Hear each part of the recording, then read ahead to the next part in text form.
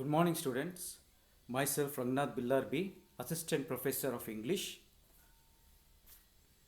In our today's session, we will be discussing the first lesson of the first unit, Women's Education in India, written by Balasubramaniam, PS. 86th Amendment of the Indian Constitution has made education as free and compulsory for the age group between 6 to 14 years. In fact, education has become a fundamental right in our country. Yet, it is very much discouraging geographically the status of women education in India. Educational status or level of women and men defines the development of a country. Education uplifts and empowers societies to comprehend and respond to the various situations intellectually and wisely. The census of 2001 doesn't signify any substantial growth of the women education in India. It is 65% for males and 54%, a paltry 54% for female. The writer in this essay argues that education is a part of social subsystems. As Swami Vivekananda rightly said, education should be soul searching and character making. Hence, education for girls must prepare them to abandon their secondary roles or subordinate roles. Conventional methods of education will not serve the purpose. About the problems of women, there should be created awareness among them. According to the context of modernization, education should be redefined and properly addressed to help the women fraternity. The problems of women's education in India is a multidimensional one. Therefore, the educational problems must be viewed in a systems perspective of economic, social, cultural, psychological, and political aspects.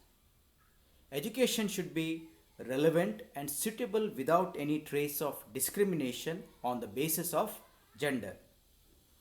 They should be given a common general education of 10 years to prepare commonly the boys and girls for personal, social, economic, political, cultural, and other aspects of life.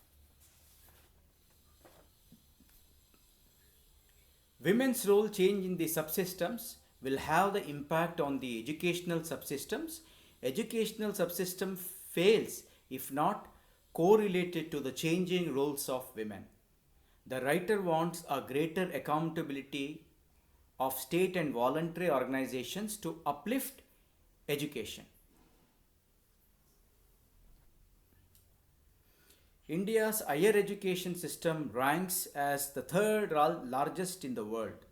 We have world-class institutes of national importance, IITs, IIMs, RIEs, etc. Surprisingly, the presence of women in these institutions is very less.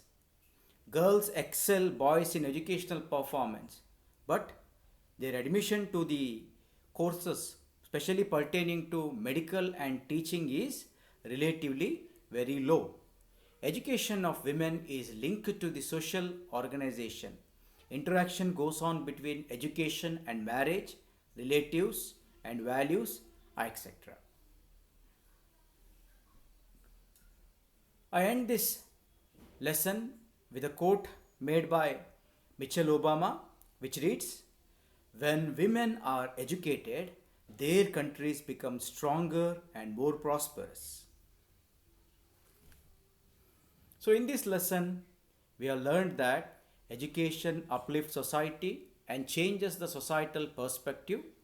Women education should be based on the context of modernization and the education should be appropriate and relevant for both the sexes.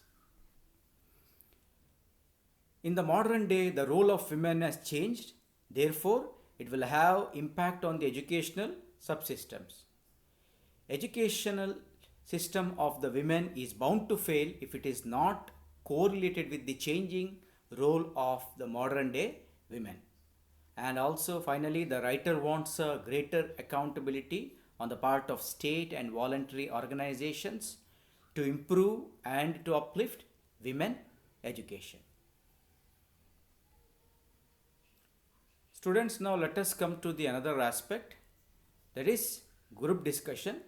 Your professor will form groups among you and he will give you the following topics to discuss. These are the following topics. Number 1, name the facets of the problems of women's education in India. Number 2, when does the educational system become dysfunctional? Number 3, how has the role of women shifted in India? Number 4, what are the drawbacks in the propagation of women's education in India? Number 5, why should the role of women be redefined in contemporary India? Another activity, this activity is about writing commentaries. Your professor will form groups and he will give you the activity based on the following slide. Number 1, there is disparity in participation of women and men in education. Explain.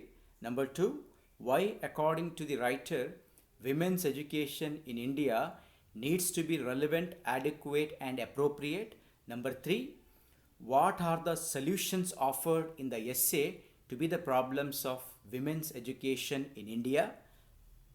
Number 4, what kind of education does the writer advocate for women in India? Thank you very much.